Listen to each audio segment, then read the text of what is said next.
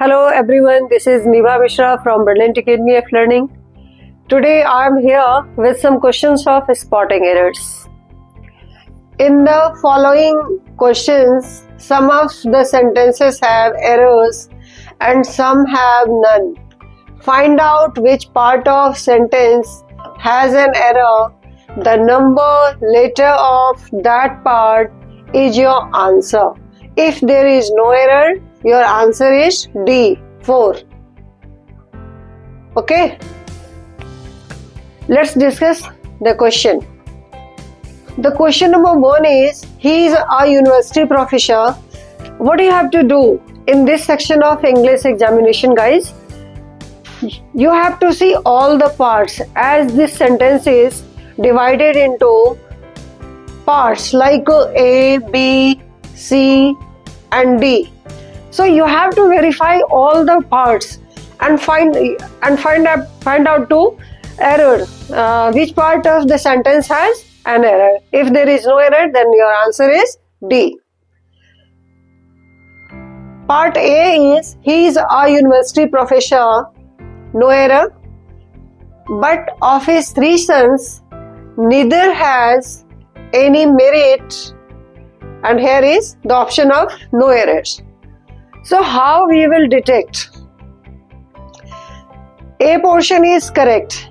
Grammatically, he is a university professor, but of his 3 sons, here is the mistake.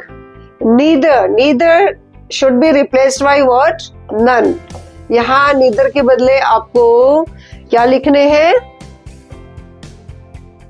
Neither के बदले आपको यहाँ पे none put करने हैं.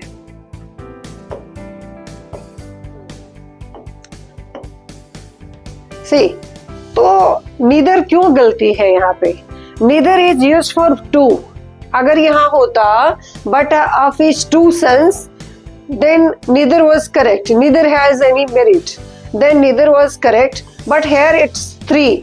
तो more than 2 जब आता है तो आप क्या यूज करोगे? None को यूज करोगे neither के बदले. Neither is used for 2 only, right? अगर यहाँ but of his 2 sons होता तो neither was correct. But it is more than 2, it's 3, then neither is incorrect. What you have to write here? You have to write is none. ये neither किससे replace होगा? None से. आपको neither के बदले क्या यूज करना है? यहाँ पे none यूज करना है. Clear बच्चों? तो ये यहाँ incorrect है. Question number 2 is, after knowing truth, they took the right decision in the matter. No error. Next is no error. So what you have to see? After knowing the truth, knowing is incorrect here. Knowing is used incorrect. Knowing is correct. Sorry. Knowing is correct, but knowing is used as noun. You know, know, जानना. तो doing words है. तो ये know means know तो verb as a verb use होगा, but जब आप उसको इस फॉर्म में यूज करते हो तो इट इज नाउन, है ना. जैसे स्विम वर्ब है, आप जब स्विम को स्विमिंग बोलोगे तो ये नाउन हो जाता है. तो जैसे कहते हो कि आई स्विम, तो आप तैरते हो, इसका मीनिंग हुआ. But swimming is a good exercise जब कहते हो तो स्विमिंग वहां पे नाउन है. Just like that after knowing, तो नोइंग नाउन है तो नोइंग द ट्रूथ होगा. यहाँ पे क्या मिस्टेक है? नोइंग के आगे आपको द पुट करने हैं. क्लियर बच्चों? After knowing the truth they took the right decision in the matter. तो किस पार्ट में मिस्टेक था? ए में मिस्टेक था, ए पार्ट में, क्वेश्चन नंबर 2 में. और क्या मिस्टेक था? तो द आर्टिकल का यूज यहाँ पे होना चाहिए था. Clear? Next, 3rd number question is, it is time for you decide on your next course of action. Guys, अगर सेंटेंस की शुरुआत it is time या it is high time से शुरू हुआ हो तो उसके आगे जो आप टेंस का यूज करोगे वो सिंपल प्रेजेंट टेंस को शो करना है. तो it is time for you to decide. What is missing here? To decide. कहाँ पे किस पार्ट में मिस्टेक है? तो ये मिस्टेक जो है वो है यहाँ पे आपको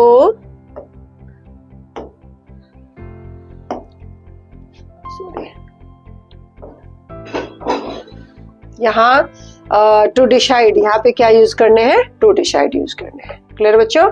next, he who has suffered most for the cause let him speak. तो यहाँ पे क्या मिस्टेक है?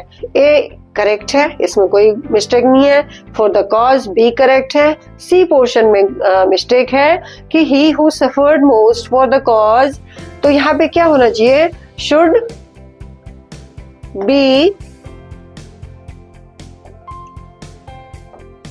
be allowed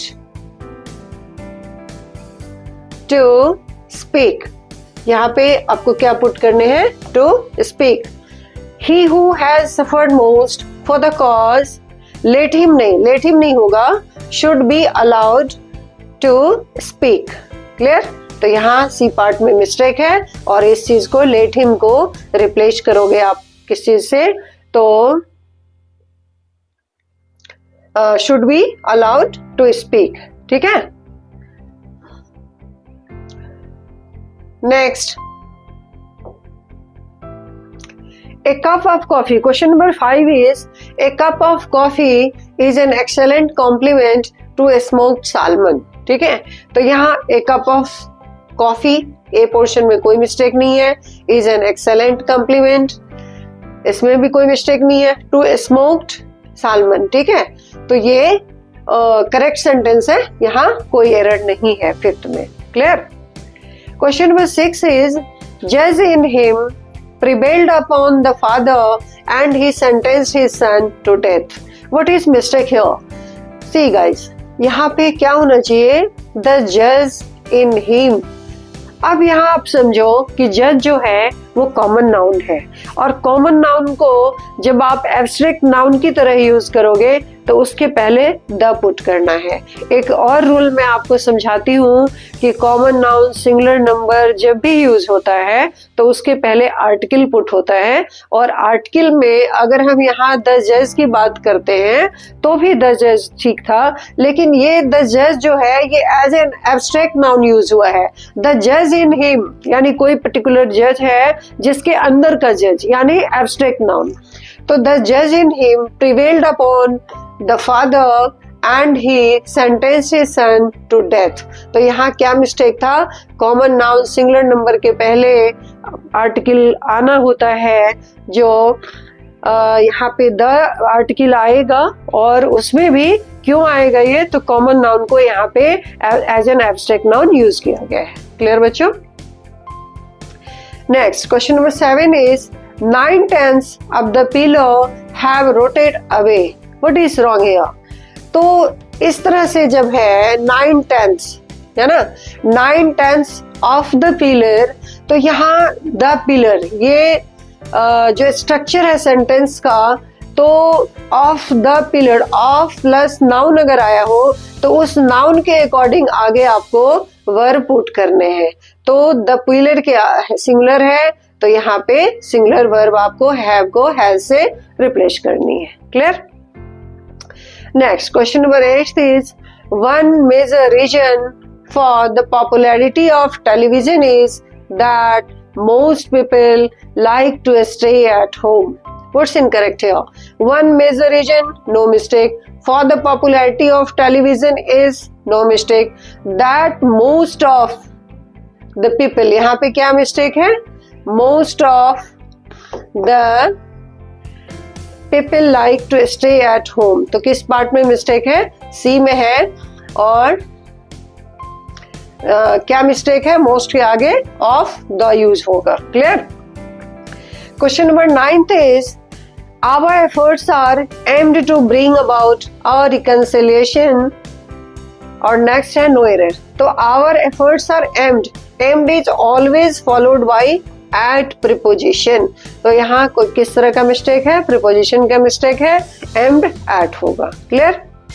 question number 10 3 conditions critical for growing plants are soil, temperature, chemical balance और amount of moisture। तो ये जो और है ना, और का मीनिंग क्या होता है? अथवा।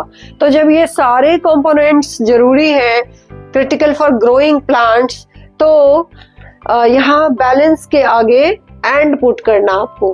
क्या मिस्टेक है? एंड। ठीक है, और नहीं हो करके यहाँ पे एंड डालना आपको। नेक्स्ट, अब हम लोग एक्सरसाइज सेकंड को देखते हैं। यहाँ भी डायरेक्शंस है। In the following question some of the sentences have errors and some have none. Find out which part of a sentence has an error. The number letter of that part is your answer.